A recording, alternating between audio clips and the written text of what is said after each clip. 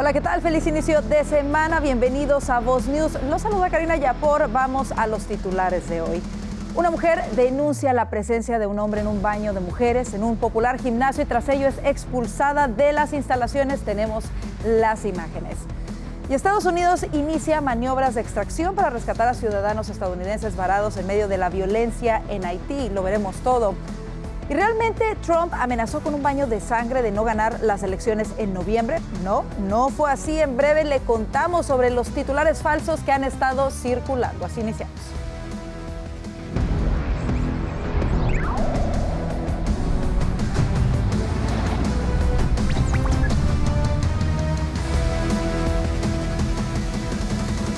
Qué bueno que está con nosotros. Iniciamos con esta noticia y es que diversos medios de comunicación publicaron titulares engañosos sacando de contexto las palabras del expresidente Donald Trump, asegurando que Trump dijo que habría un baño de sangre si él no ganaba las elecciones.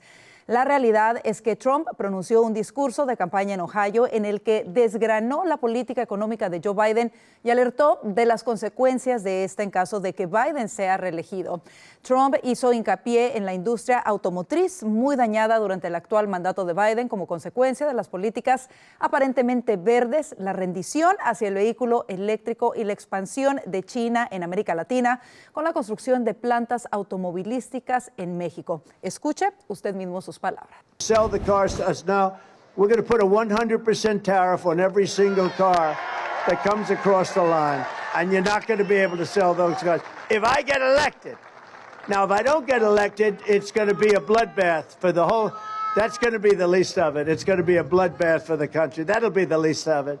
But they're not going to sell those cars. They're building massive factories. A friend of mine. Bueno, Trump señaló que en caso de ser reelegido presidente impondría un arancel del 100% a estos vehículos para defender así la producción nacional.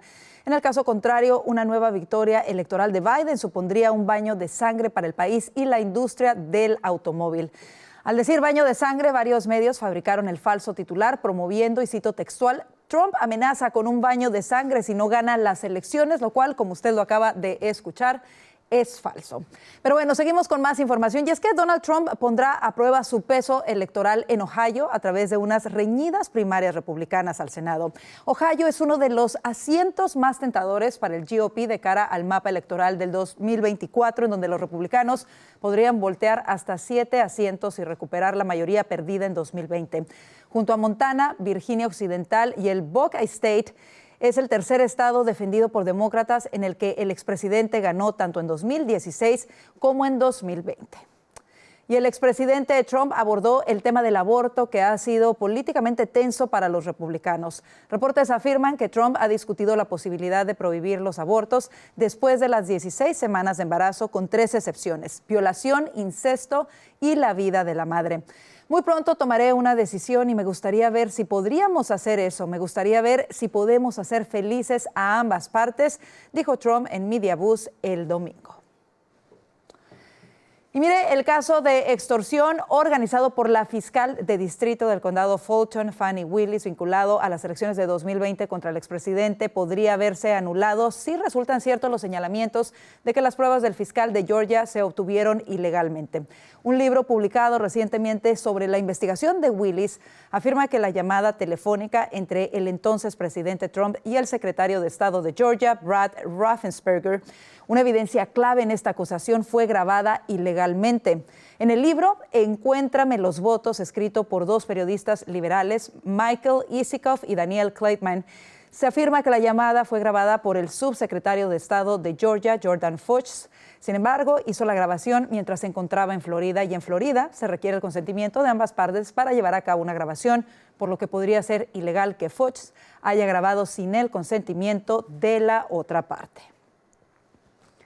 Y el expresidente Trump no ha podido obtener una fianza para garantizar el pago de una sentencia por fraude civil de $454 millones en su contra, a pesar de intentar negociar con algunas de las compañías de seguros más grandes del mundo. Sus abogados presentaron una apelación ante un tribunal de Nueva York asegurando que la sentencia era tan grande que los fiadores no aceptarían bienes raíces como garantía y requerirían efectivo para garantizarla. La organización Trump necesitaría $1,000 millones en efectivo para obtener el bono y continuar operando, una cantidad que la empresa no tiene, según el documento. Por su parte, el comentarista político Ben Shapiro apoya la candidatura del exmandatario y anunció que recaudará fondos para robustecer la campaña de Trump. Y mire, en gran contraste, la campaña del presidente Joe Biden ha acumulado $155 millones en efectivo disponibles para estas elecciones de 2024, superando con creces el total disponible para su oponente republicano. El presidente recaudó $53 millones solo el mes pasado, que fue el mes de recaudación de fondos de base más fuerte desde que se lanzó la campaña. Entre esos esfuerzos se encontraba un concurso para que sus partidarios asistieran a una recaudación de fondos el 28 de marzo en Nueva York con Biden, Barack Obama y Bill Clinton, en donde se logró recaudar $4 millones el mes pasado.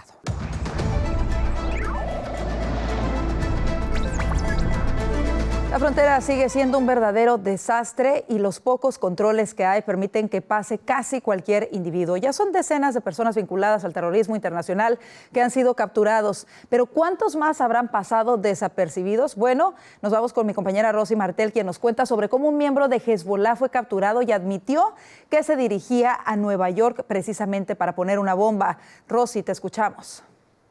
Efectivamente, Karina, porque tras esta nula política de protección al país, donde pareciera que se premia a los que desean romper reglas, nos deja desprotegidos. Y el caso del libanés Bassel Ebadi, que mencionas, es solo una prueba de lo frágil que se encuentra Estados Unidos para ser víctima de un ataque terrorista.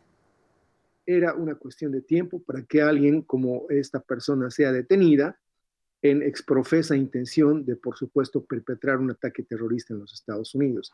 Para el analista político Eric Fajardo en la Unión Americana, corremos el riesgo de ataques violentos, tomando en cuenta el descontrol en las fronteras. Que las maras, los cárteles, el Tren de Aragua y toda otra organización terrorista ha debido soñar tener la posibilidad de venir aquí y reproducirse en un contexto de desprotección. ¿Qué más claros podemos estar que eso sobre una política de desprotección, de desguarnecer a los Estados Unidos? Lo que tienes que preguntarte es si el concepto Estado de Derecho todavía aplica frente a un Estado que ha abandonado su función mínima, que es la demilitación entre el nosotros y el ellos. Por supuesto que hay un cuestionamiento de fondo aquí, y es un cuestionamiento sobre la negligencia criminal de un gobierno que puede hacerle eso a sus ciudadanos. Es la ruptura del contrato social al abrir la frontera de la manera que lo ha hecho a comprobados delincuentes. En los últimos años se han ido sumando situaciones que alertan la estabilidad en el país, como en el 2022, donde acusaron a Irán de planear un atentado en Washington contra el ex asesor de seguridad nacional en la administración Trump, John Bolton. El FBI nos informó como una gran concesión de ellos que John Bolton era el blanco, el ex asesor presidencial de Donald Trump, era el blanco de un planificado ataque terrorista que buscaba suprimirlo. O sea, estamos frente a algo que ha estado sucediendo. Hemos tenido señales, se han ido perpetrando pequeños ataques, se han ido detectando operaciones de espionaje de cuerpos de seguridad de gobiernos extranjeros. O también cuando apuñalaron al escritor Salman Rushdie durante una conferencia en la Gran Manzana. Y alguien que gozaba de la protección de los Estados Unidos, que era un protegido, un asilado en los Estados Unidos, lo apuñalaron y fue además militante ideológico del Islam en mitad de una conferencia en plena Nueva York. ¿Qué más puedes estar alertado que eso? ¿Qué más que la desactivación por el FBI en 2023 de esa policía política china funcionando, esa policía política del Partido Comunista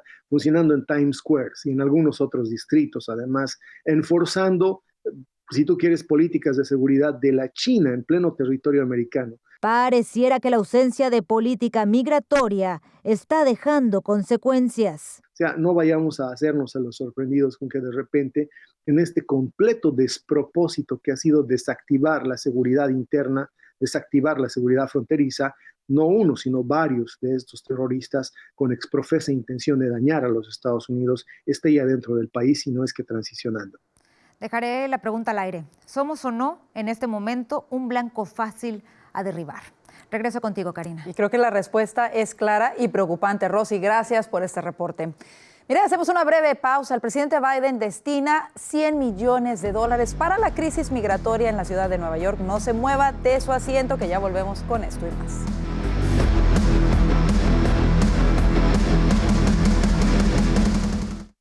Es hora de mostrar la otra cara de la moneda. Bajo esta administración se han perdido más de 85,000 niños. Sin filtros, sin agendas y con los valores que nos caracterizan a los hispanos. The Biden administration wants an open border.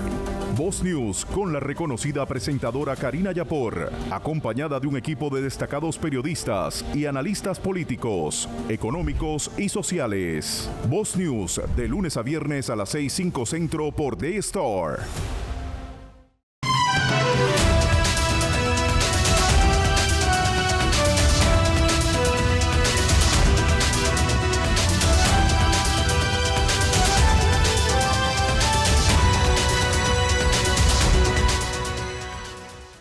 Visítanos en voz.us.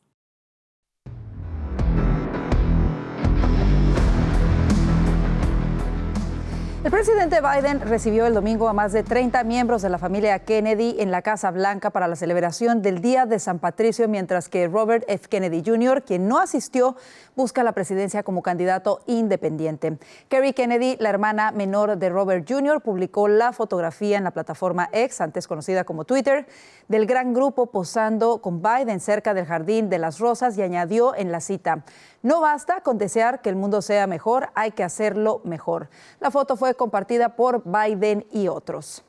Y mire, un grupo de personas cercanas y ex colegas del presidente Biden y la primera dama, Jill Biden, se unieron para denunciar públicamente los acosos que supuestamente han experimentado por parte de un alto funcionario de la Casa Blanca. En declaraciones proporcionadas al New York Post y Fox News Digital, casi una docena de colegas actuales y anteriores de Anthony Bernal, asistente del presidente y principal asesor de la primera dama, han argumentado que tiene un largo historial de intimidación y acoso sexual verbal, incluida la especulación sobre el tamaño del pene de los empleados en las conversaciones. Algunos de los denunciantes se presentaron con la esperanza de que Bernal rindiera cuentas por sus acciones. Otros, sin embargo, se mostraron escépticos y lo tildaron de intocable por su cercanía a la primera dama. Y un vuelo charter con decenas de ciudadanos estadounidenses que huyen de la creciente violencia de las pandillas en Haití aterrizó este domingo en Miami, informaron así funcionarios del Departamento de Estado de los Estados Unidos. Mire, más de 30 ciudadanos estadounidenses llegaron en el vuelo proporcionado por el gobierno. Esto se da días después de que un pequeño grupo de estadounidenses fuesen rescatados por un congresista republicano a bordo de un helicóptero. Desde inicios de mes, la Embajada de Estados Unidos en Puerto Príncipe instó a sus ciudadanos a irse lo antes posible mientras el caos continúa. Y un grupo de inmigrantes lanzó el dedo y otros insultos a un reportero de Border Hawk mientras este intentaba grabarlos desde su vehículo a las afueras de una iglesia que es utilizada como refugio en la ciudad del Paso, Texas. Veamos las imágenes.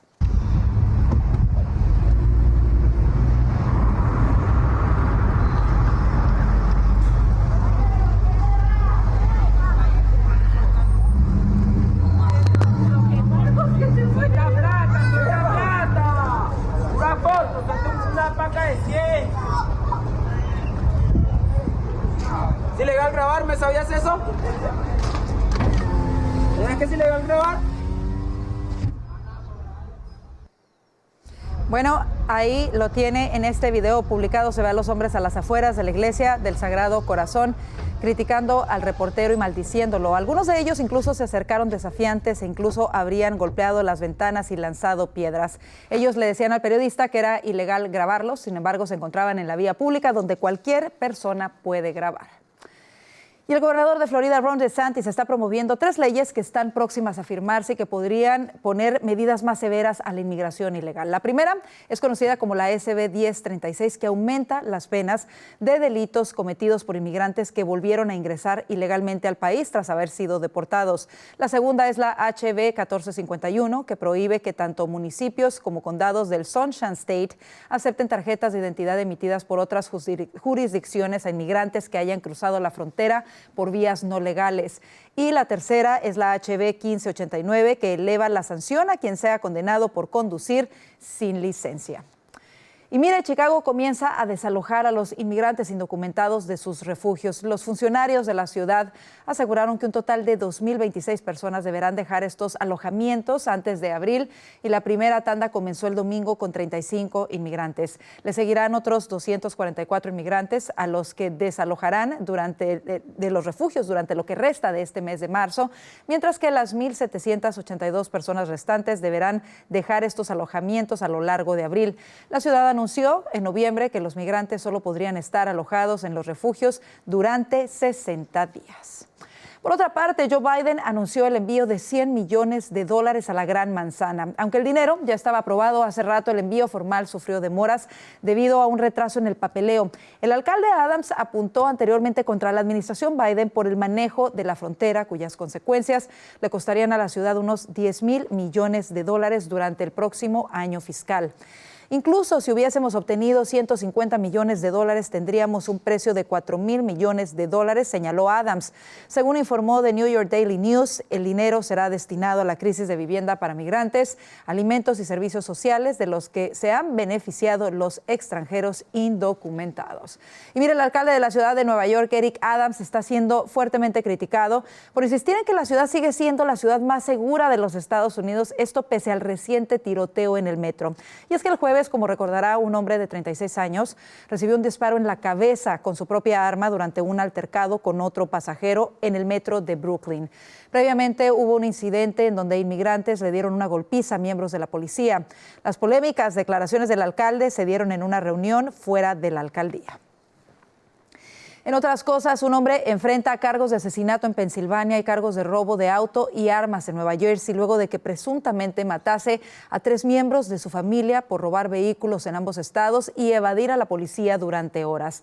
André Gordon Jr., de 26 años, está siendo acusado en el condado de Bucks, Pensilvania, de 3 cargos de asesinato en primer grado y en segundo grado, agresión agravada, robo y otros cargos según documentos judiciales.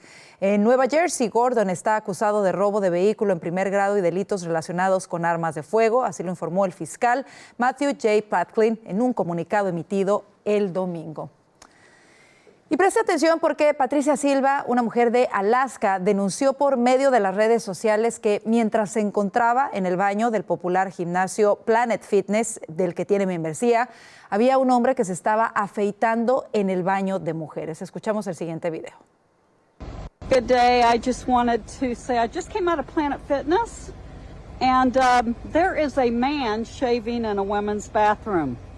I realize he wants to be a woman. He gets to be a woman. I love him in Christ. He's a spiritual being having a human experience. He doesn't like his gender, so he wants to be a woman, but I'm not comfortable with him shaving in my bathroom. All right. I just thought I'd say it out loud. Bueno, ¿y qué haría usted si se encuentra con un hombre en el baño de mujeres? ¿Se sentiría cómoda si es mujer?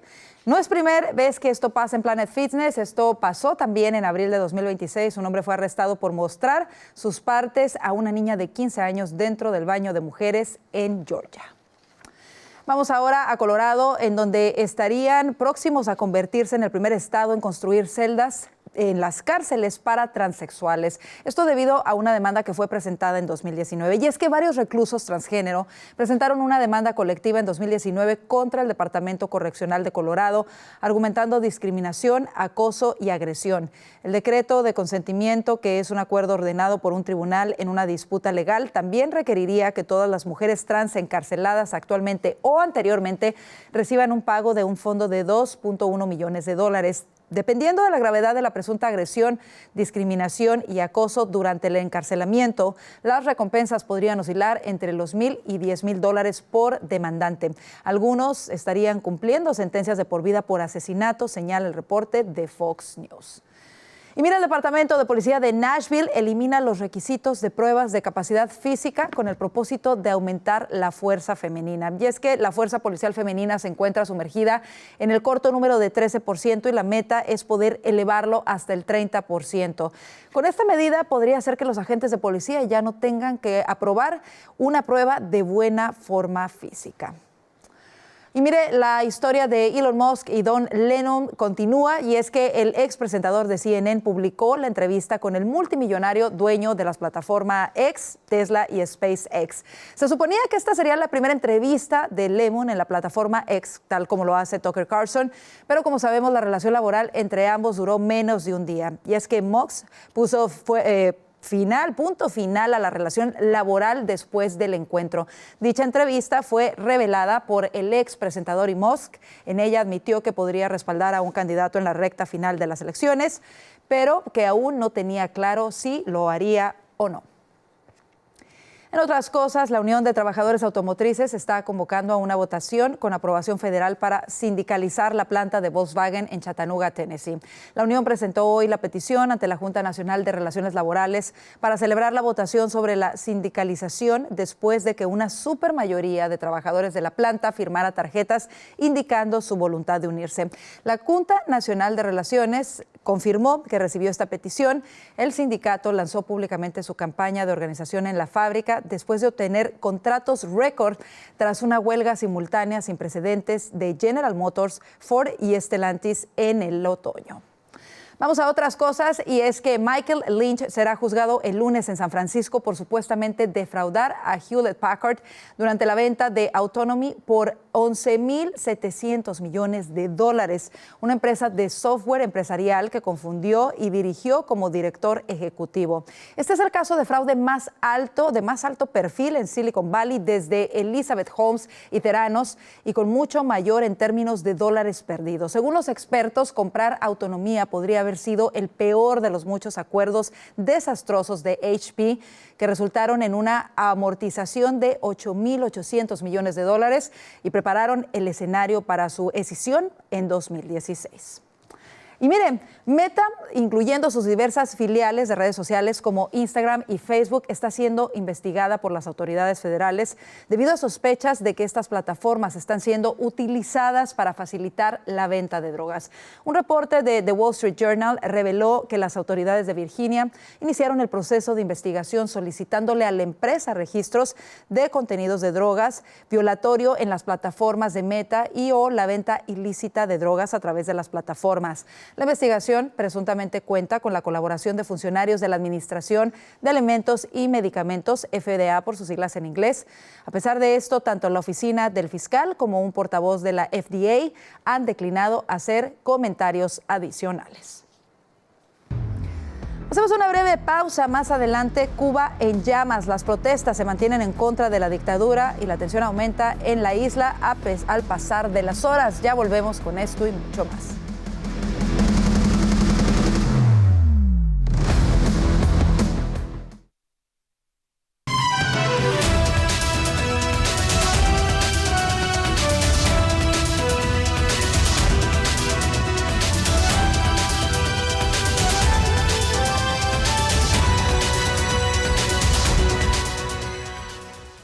Visítanos en voz.us.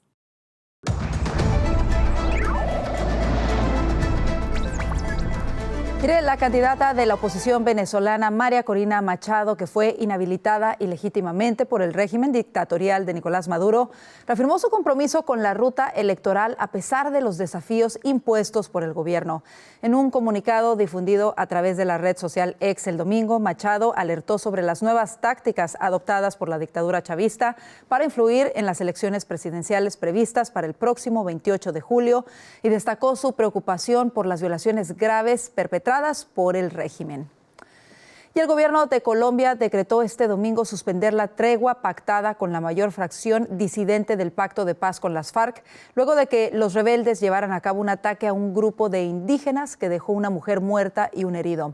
Dado el incumplimiento del cese al fuego por parte de las estructuras del Estado Mayor Central de las FARC-EP presentes en los departamentos de Nariño, Cauca y Valle del Cauca, se ordenará su suspensión y la reanudación de las acciones ofensivas en su contra por parte de la fuerza pública, se lee en un decreto del Ministerio de Defensa. Veamos más en el siguiente reporte. La medida fue anunciada en un decreto del Ministerio de Defensa, según el cual, dado el incumplimiento del cese al fuego por parte de las estructuras del Estado Mayor Central de las FARC-EP, presentes en los departamentos de Nariño, Cauca y Valle del Cauca, se ordenará su suspensión y la reanudación de las acciones ofensivas en su contra por parte de la fuerza pública. Los disidentes atacaron el sábado a un grupo de comuneros del municipio de Toribío, en el Cauca, que rescataban a un menor de edad que había sido secuestrado por los subversivos. La tregua, sin embargo, sigue vigente en otras regiones, donde los rebeldes hacen presencia, como la Amazonía y la frontera con Venezuela. El gobierno y el Estado Mayor Central suspendieron las hostilidades a principio de 2023, aunque el acuerdo ha sido roto por los rebeldes en varias ocasiones. A mediados del año pasado, el presidente Gustavo Petro suspendió durante varios meses el cese al fuego, tras el asesinato de 4 menores indígenas que desertaron de las filas de esa organización.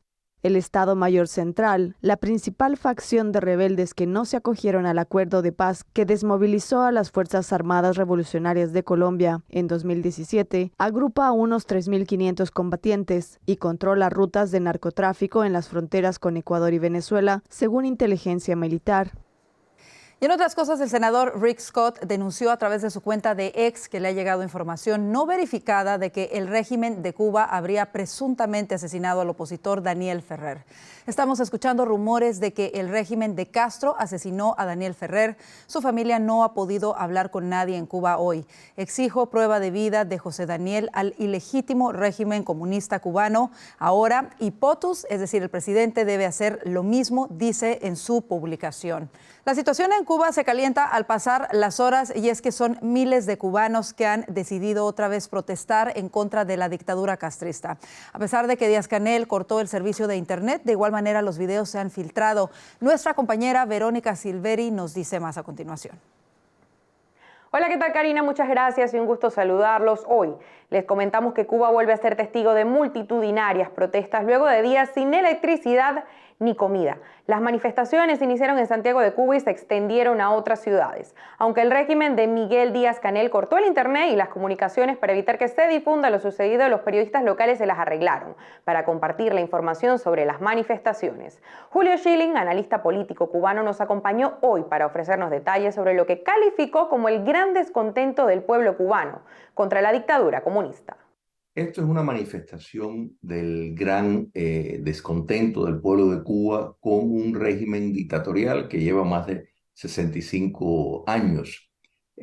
Cuba comunista es una dictadura totalitaria de corte ideológico comunista y lo que estamos viendo, la espontaneidad de la sociedad cubana viendo el fin del comunismo, es muestra de la descomposición en Cuba. Las autoridades desplegaron a las fuerzas policiales para contener a los manifestantes y el régimen cortó las comunicaciones y el acceso a internet para evitar que el mundo observe lo sucedido. Schilling indicó cómo el régimen intenta calmar la situación. A su vez indicó que la administración Biden no actúa de la mejor manera y que debería aprovechar esta oportunidad y actuar en favor del pueblo cubano. Esto es un gran reto para el castrocomunismo, tratar de preservar el poder. Y es muy lamentable que los Estados Unidos no está aprovechando y otras democracias esta oportunidad, igual que han demostrado solidaridad con Ucrania y con otros países, de precisamente solidarizarse con el pueblo de Cuba y, por ejemplo, proporcionar internet, que es una cosa básicamente muy fácil de hacer tecnológicamente y que lograría grandes cosas porque el régimen lo primero que hace es cortar el internet. Entre tanto, la dictadura cubana reconoció la crisis que se vive en la isla, pero no dudó en asegurar que este contexto se intenta aprovechar por los enemigos de la revolución con fines desestabilizadores. El analista Javier Larrondo nos comentó cómo el pueblo cubano va desmembrando la narrativa del régimen. Sí, lógicamente lo que van es desmembrando toda la narrativa falsa que el régimen quiere imponer. Vamos a ver, estamos hablando de que la gente ha salido a la calle y el régimen les dice que todo es culpa del embargo, pero allí nadie ha gritado anti-embargo. Allí todo el mundo le gritaba al régimen libertad, patria y vida. Larrondo ofrece una posible solución y es que las manifestaciones logren dividir al régimen y funcione como una fractura de la dictadura. Es impredecible. Yo lo que espero es que dentro del régimen haya una separación de intereses suficiente como para que esta salida del pueblo a la calle fracture más la unidad de gobierno y entre ellos, divididos, se peleen por el poder y eso genere una posibilidad de que la democracia llegue a Cuba. Cuba atraviesa una de sus peores crisis económicas. El hambre, la escasez, el aumento del costo de la vida y una cruel represión determinan el tiempo en la isla. De acuerdo con el Observatorio Cubano de los Derechos Humanos, el 92% de los cubanos viven en la pobreza, mientras el otro 62% sobrevive con lo mínimo. Desde que tomó el poder la Revolución Cubana en la década de los 60 en Cuba, rige un modelo de asistencia y control que se alza sobre un pueblo empobrecido. Con este reporte volvemos contigo a los estudios, Karina. Gracias, Verónica. Vamos a otras cosas, y es que el primer ministro israelí Benjamín Netanyahu advirtió el domingo que la presión internacional no impedirá una ofensiva terrestre en Rafah, en donde se hacinan cerca de 1.5 millones de palestinos, para destruir lo que llama los últimos bastiones de Hamás en Gaza. Escuchemos más en el siguiente reporte. Ninguna presión internacional nos impedirá alcanzar todos los objetivos de la guerra: eliminar a Hamás, liberar a todos nuestros rehenes y garantizar que Gaza deje de suponer una amenaza contra Israel. Para ello también operaremos en Rafah. Esta es la única manera de eliminar a los batallones asesinos de Hamás que quedan, y esta es la única manera de aplicar la presión militar necesaria para liberar a todos nuestros secuestrados. La declaración ocurre antes de una reunión del Gabinete de Seguridad para fijar las condiciones israelíes en las negociaciones con Hamás, en vistas de una tregua de 6 semanas y un intercambio de rehenes por presos palestinos. La comunidad internacional advierte de las consecuencias que supondría una invasión terrestre en Rafah, fronteriza con Egipto y la última ciudad de la Franja de Gaza, que no ha sido invadida por tropas israelíes desde el inicio de la guerra el 7 de octubre. Mientras sube la presión internacional, en Tel Aviv se registraron protestas contra el gobierno de Netanyahu, con manifestantes pidiendo un acuerdo para liberar a los rehenes y la convocatoria a nuevas elecciones. Protestaremos hasta que los rehenes vuelvan del cautiverio, y protestaremos hasta que el peor gobierno que hemos visto hasta ahora convoque elecciones y haya una fecha electoral. Espero que haya elecciones, y cuando las haya, diremos lo que tengamos que decir. Así podremos empezar de nuevo, porque si esto sigue así, vamos hacia el final, no habrá país. Desde el ataque de Hamás contra Israel el 7 de octubre, el gobierno de Netanyahu estima que 130 personas permanecen cautivas del movimiento islamista, de las cuales 32 habrían muerto. Esa ofensiva de Hamás también dejó 1.160 israelíes muertos. La represalia militar israelí ya deja más de 31.000 palestinos muertos, según el Ministerio de Salud del enclave. Y en más información internacional, Vladimir Putin afianza su dominio sobre Rusia al asegurar otro mandato presidencial de 6 años en unas elecciones que han sido objeto de amplias críticas debido a la eliminación de sus principales rivales antes del inicio de la contienda. Veamos más. Vladimir Putin fue reelecto y gobernará en Rusia hasta 2030. Con 87% de los votos según resultados preliminares, el mandatario venció holgadamente en unas elecciones en las que no se permitió ninguna oposición. Me gustaría, en primer lugar, dar las gracias a los ciudadanos de Rusia. Somos un solo equipo de todos los ciudadanos rusos que acudieron a los colegios electorales y votaron. Nombrado por su predecesor Boris Yeltsin el último día de 1999, Putin ha gobernado Rusia como presidente o primer ministro desde entonces. El exagente de la KGB de 71 años no tuvo opositores reales en unos comicios que se desarrollaron entre el viernes y el domingo, pues 2 candidatos fueron excluidos. Las elecciones estuvieron rodeadas de tensiones por los bombardeos de Ucrania en la frontera rusa y protestas de simpatizantes del opositor Alexei Navalny, fallecido hace un mes en una prisión en el Ártico, en circunstancias no explicadas. Durante el último día de votaciones, algunos electores hicieron largas filas en centros de votación de Rusia y en embajadas del mundo, atendiendo una convocatoria de la viuda de Navalny, Yulia Navalnaya, de concurrir coordinadamente al mediodía a los colegios electorales para expresar su rechazo a Putin. Navalnaya votó en Berlín en medio de protestas contra el mandatario ruso. Sin embargo, la portavoz de la Cancillería rusa, María Sayarova, presentó las largas colas ante las embajadas como una prueba de apoyo al Kremlin. Entre tanto, Ucrania prosiguió sus bombardeos y atacó al menos 8 regiones durante la noche y el domingo por la mañana, según el Ministerio Ruso de Defensa.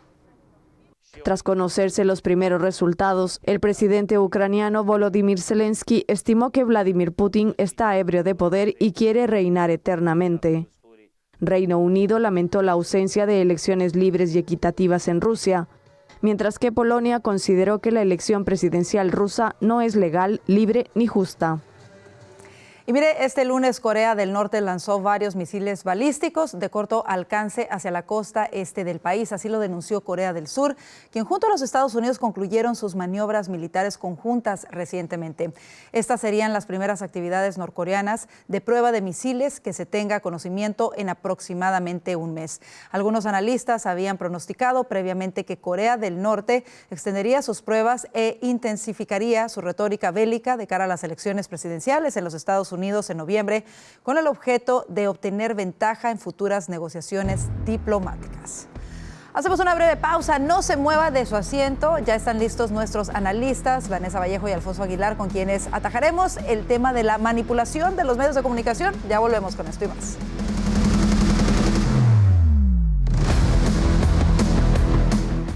Es hora de mostrar la otra cara de la moneda. Bajo esta administración se han perdido más de 85,000 niños. Sin filtros, sin agendas y con los valores que nos caracterizan a los hispanos. The Biden administration wants an open border.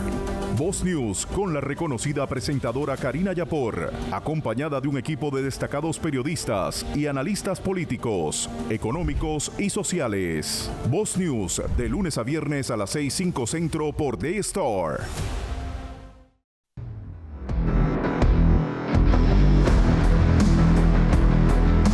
Bueno, que continúa en sintonía. Estamos enfrentando hoy en día una manipulación mediática muy preocupante y ejemplo de ello es lo que ocurrió en torno a las declaraciones de Trump en Ohio, que como lo comentábamos al inicio del noticiero, las palabras del expresidente Trump fueron sacadas de contexto por completo. Incluso hasta políticos como Nancy Pelosi señalaron a CNN que Trump quería otro 6 de enero. También es interesante ver que personas que no apoyan al expresidente, como el ex vicepresidente Mike Pence, admitió que las palabras de Trump fueron descontextualizadas por completo. Nos vamos con nuestros analistas Alfonso Aguilar y Vanessa Vallejo, quienes se encuentran en Washington, D.C., precisamente para platicar sobre esto. ¿Qué es lo que está pasando con la prensa? ¿Se han alejado de la ética o qué es lo que pasa? Y comienzo contigo, Alfonso. Sí, se han alejado de la ética y han acogido la agenda de izquierda. Aquí tenemos, la prensa tradicional siempre tenía cierta tendencia hacia la izquierda, pero lo que vemos aquí en Estados Unidos es que han acogido plenamente el programa de izquierda y le van a hacer la campaña al candidato demócrata, al presidente Biden. Ellos van a estar sobreanalizando cada palabra que diga Trump para sacarla fuera de contexto. Sabemos que Trump tiene una forma de hablar pues poco regular, utiliza así a veces palabras un poco fuertes y ellos la van a tratar de sacar fuera de contexto. Obviamente, cuando él utiliza la palabra bloodbath, ¿verdad? Una sangría, pues entonces ellos dicen, él está haciendo otro llamado a un 6 de enero, pero más sangriento, más violento. O sea, eso va con la narrativa que ellos quieren empujar, que Donald Trump tiene tendencias autoritarias, que si llega a la Casa Blanca va a ser un dictador, porque esto es lo que están diciendo, que la candidatura de Donald Trump es un riesgo, es un reto a la democracia. Por eso ellos sacan de contexto estas palabras. Y si vemos, y no es solo un medio, es todos los medios empujaron esta narrativa. Fíjate que lo preocupante es incluso, por ejemplo, algunos conductores de televisión, en este caso de MSNBC, diciendo y citando y diciendo, no, que no nos vengan a contar, aunque estaba hablando de los vehículos, sabemos que lo que él quería decir en realidad era lanzar esta amenaza, o sea, completamente y de manera deliberada, o sea, era evidente que no era una confusión, sino de manera deliberada, sacando de contexto estas palabras. Vanessa, esto me parece gravísimo, sobre todo en un año electoral. Yo creo que asistimos a la muerte del periodismo enterrado por el activismo. Los periodistas ya no son periodistas, son activistas. Y una cosa es un programa de opinión. Si usted tiene un programa de opinión, si usted es un analista, pues usted puede interpretar las cosas como sea. Y aún en este caso, que me parece descabellado interpretar eso, porque es claramente... es muy claro de lo que está hablando Trump, está hablando de una consecuencia respecto a los empleos en el sector automotriz, si pasara algo en particular. Aún si esa sea su interpretación, pues si usted está opinando, pero si usted es un periodista y quiere presentar una noticia y dice que usted lo que está haciendo es presentar noticias, usted no puede hacer eso. Yo creo que en este país el periodismo está muriendo y lo que vemos son puros activistas, pero afortunadamente vemos también que la gente se da cuenta de eso y por eso los medios en general tienen altos niveles de desaprobación y la gente ya no cree en los medios de comunicación. No, y me parece algo súper interesante que sobre todo ahora también hay toda esta narrativa de las fake news y la desinformación, pero eso a veces se le trata de aplicar a los informantes independientes, ¿no? Me parece grave que en realidad lo vemos con medios de comunicación instituidos, con periodistas que tienen muchísimos años trabajando, por supuesto, y que se prestan a esta narrativa y que se prestan a incendiarla. ¿Dónde ha estado peor la situación, la prensa en los Estados Unidos? ¿En ocultar, por ejemplo, en esto que acabamos de ver con Ohio, o en ocultar lo de la laptop de Hunter Biden, o cuando se dio también lo de Rusia? Alfonso. Bueno, es que efectivamente, o sea, ellos han tomado un bando, ahora son activistas. Ellos creen que lo que tienen que hacer es adelantar esta agenda de izquierda y eso significa incluso favorecer a los candidatos de izquierda, a los candidatos demócratas. Y ellos se creen que tienen un control sobre la verdad. Entonces, información fundamental, como la que tú mencionas, la computadora de Hunter, pues resulta que no, eso era los rusos tratando de promover desinformación, cuando resultó que era verdad, que efectivamente esa era la computadora de Hunter. Entonces, esto es muy peligroso. Y lo curioso es que toda esta campaña en contra de desinformación, en contra de la información falsa, se hace a nombre de la democracia. Esto es lo incoherente, ¿no? Entonces, ellos, que se creen que son los defensores de la verdad, tienen el derecho para silenciar a voces con las cuales no están de acuerdo, sencillamente con el argumento de que la información que están dando es falsa o es desinformación. Lo que es absurdo, lo que es totalmente absurdo. Hemos visto que mucha de esta información era cierta, como la computadora de Joe Biden, pero por otra parte también hay opinión. Hay muchas cosas, la mayoría de las cosas son opinión. Ellos no pueden tomar bandos al discutir distintos temas, pero lo irónico es que lo hacen a nombre de la democracia. O sea que a nombre de la democracia censuran las voces de la oposición. Esto es algo inaudito, sobre todo en los Estados Unidos. Así es. Y bueno, miren, vamos a cambiar de tema, y no tanto cambiar porque está realmente relacionado con lo que estamos platicando y con lo que sucede en la prensa. Y es que America First está poniendo al gobierno federal por intentar censurar voces independientes. Documentos internos obtenidos por America First Legal de la Agencia de los Estados Unidos para el Desarrollo Internacional han revelado una inquietante iniciativa para promover prácticas de censura generalizadas en varios sectores destinadas a suprimir perspectivas independientes y narrativas alternativas. Entre las tácticas incluidas en este informe, la agencia aboga por el alcance de los anunciantes para recortar el informe financiero para aquellos que no sigan la línea del gobierno. ¿Qué significa esto, Vanessa? ¿Estamos por ver un Estados Unidos limitado en información como lo hemos visto en nuestros países, en Latinoamérica o en nuestro vecino, que lo estamos viendo ahora con Canadá?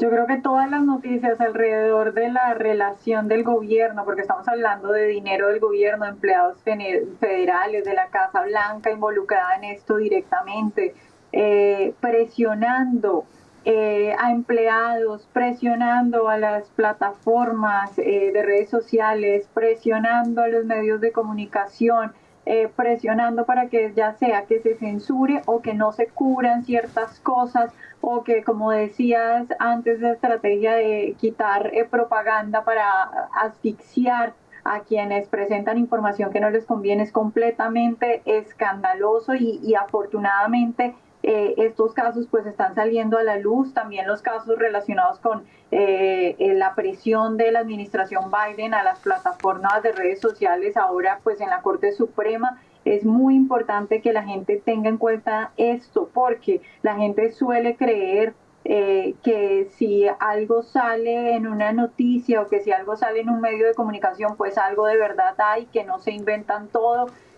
O simplemente suele creer que si algo no está en el medio de comunicación, entonces no está ocurriendo, y eso no es así. Los medios de comunicación no solo cambian la información, sino que también no presentan cierta información. Por ejemplo, lo que hicieron con la computadora de Hunter Biden. Entonces, escandaloso, completamente escandaloso, y me alegra mucho que estos casos, por ejemplo, el de las redes sociales, esté ahora en la Corte Suprema de Justicia. ¿Por qué razón creen ustedes que hay, pareciera tanto temor, ¿no? ¿Por qué hay tanta presión para no dejar que las personas formulen una opinión propia y tomen una decisión propia basados en los hechos? ¿Por qué tiene que darse esta manipulación, Alfonso? Bueno, esta es la agenda marxista cultural de silenciar a la oposición nuevamente a nombre de la democracia. Lo que está pasando en la Agencia de Desarrollo Internacional es llevar a nivel global lo que esta administración y lo que el Estado profundo está haciendo en Estados Unidos. Y es el caso al que se refiere Vanessa, que hoy hubo una audiencia judicial ante el Tribunal Supremo, de que distintas agencias del gobierno, bueno, empezando por la Casa Blanca, pero también el FBI, el Servicio de Rentas Externas, estaba llamando a plataformas de redes sociales para decirles que quitaran información, que sacaran de su plataforma información como lo de la computadora de Hunter Biden, lo que resultó ser cierto, o que censuraran a ciertas voces porque estaban cuestionando lo efectivo de las vacunas, por ejemplo. Eso es opinable. Pues ahora quieren hacerlo a nivel global. Utilizan la Agencia de Desarrollo Internacional para que funcionarios del gobierno en el extranjero se pongan en contacto con bancos, con medios, con gobiernos, para que marginen o censuren a voces independientes que no están de acuerdo con la narrativa que ellos quieren empujar.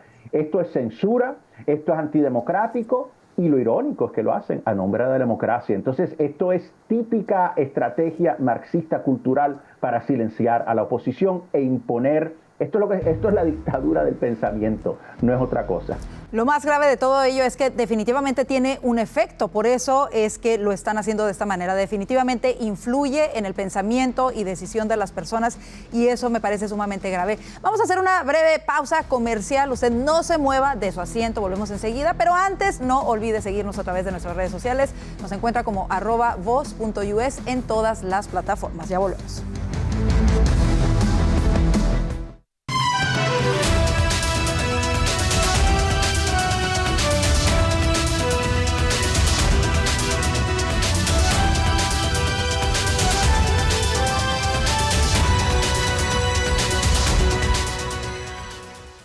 Visítanos en voz.us.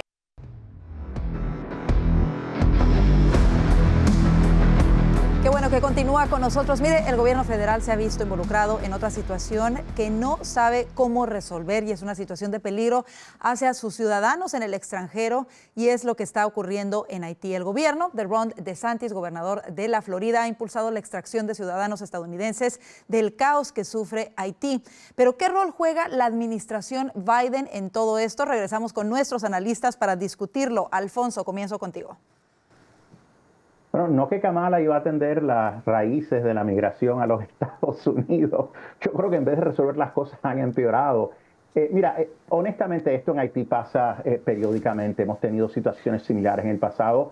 Quizás nunca a este nivel de total descontrol, donde tenemos un pandillero básicamente controlando el país. Pero hay que decir que la opinión generalizada de los expertos es que la administración ha estado ausente. Sí veo que en la conferencia de prensa que tuvo el Departamento de Estado hoy, pues parece que han cambiado un poquito el tono para verse más proactivos ante la situación, pero la verdad es que no es solo DeSantis, ha habido un congresista, el congresista Mills de la Florida, que ha organizado varios vuelos para sacar ciudadanos americanos, que supuestamente quedan por lo menos 1,000 que se han registrado con la plataforma del Departamento de Estado, quedan varados en Haití.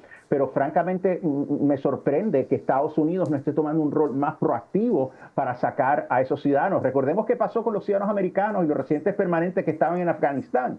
Pues parece que lo mismo está sucediendo con Haití. Obviamente ellos no quieren imágenes feas saliendo de Haití, ¿verdad? Que gente que se quede varada. Quizás lo que ellos piensan que lo mejor es no intervenir mucho y esperando que todo se vaya a resolver. Pero francamente no sé cómo se va a resolver esto ¿Cómo vamos a poder sacar a esas personas, ciudadanos americanos de Estados Unidos, de Haití, si Estados Unidos no interviene? A mí me llama muchísimo la atención algo de lo que mencionaste ahorita, Alfonso, que es precisamente recordar, ¿no?, cómo se dio este retiro de las Fuerzas Armadas de Afganistán, que verdaderamente fue desordenado, trágico, con consecuencias fatales para varias personas, y ver este patrón de alguna manera dentro de la administración Biden de dejar de alguna manera a los estadounidenses atrás o de hacer este tipo de cuestiones desorganizadas, cuando vemos que hay tanto impulso en proteger a ciudadanos que no son ciudadanos de los Estados Unidos en otras áreas, ¿no?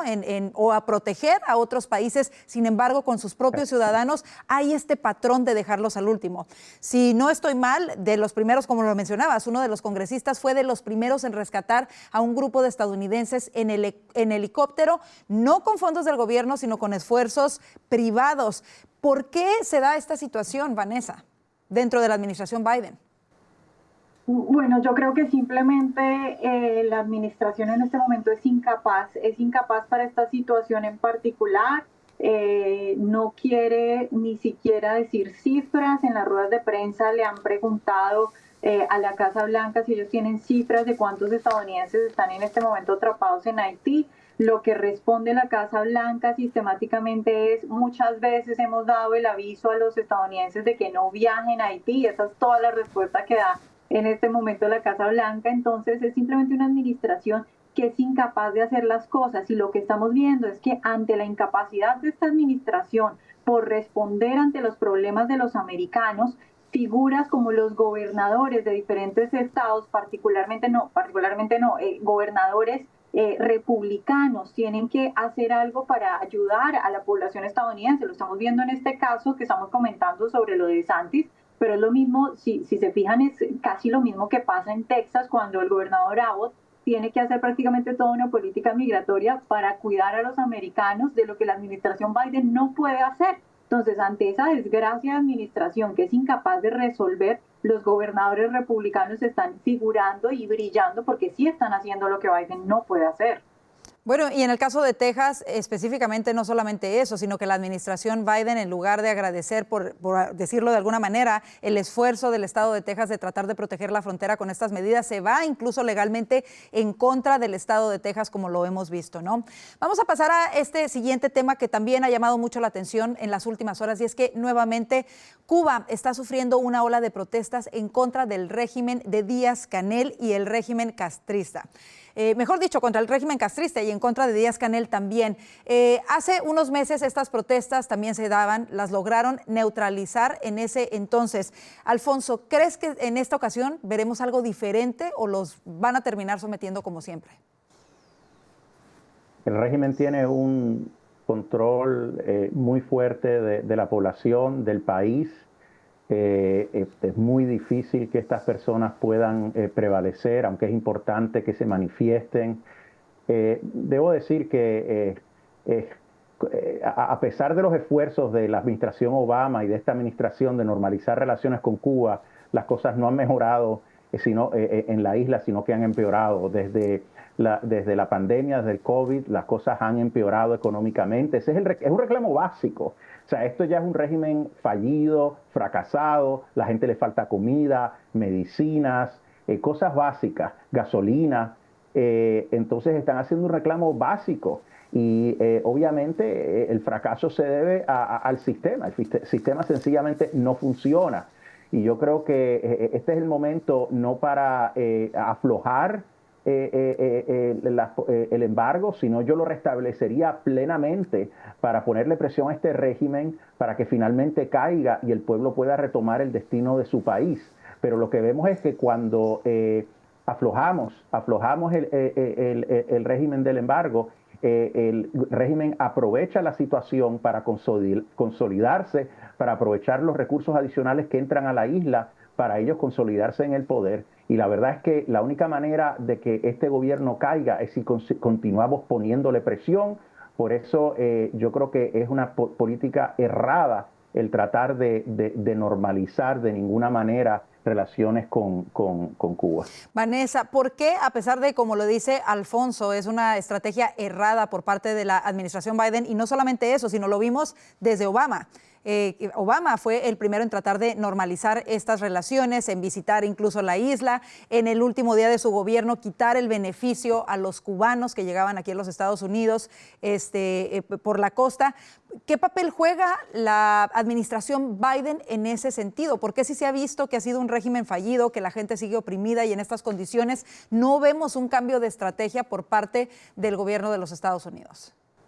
Bueno, en estos casos uno no sabe si se trata de una, digamos, compatibilidad ideológica y que quieren apoyar ese tipo de cosas, o si de pronto están encargadas las personas equivocadas, y lo que hay es desinformación dentro de quienes aconsejan la política exterior hacia Latinoamérica, o si de pronto se quieren evitar problemas y no, más bien no meterse en ese tipo de cosas. Uno no sabe, pero es decir, las intenciones no las sabemos claramente, pero lo que sí sabemos son los resultados. Y lo que sí sabemos es que Cuba ha sido una dictadura durante décadas, que la gente se muere de hambre, que la gente se muere por enfermedades fácilmente curables en cualquier lugar donde haya un antibiótico.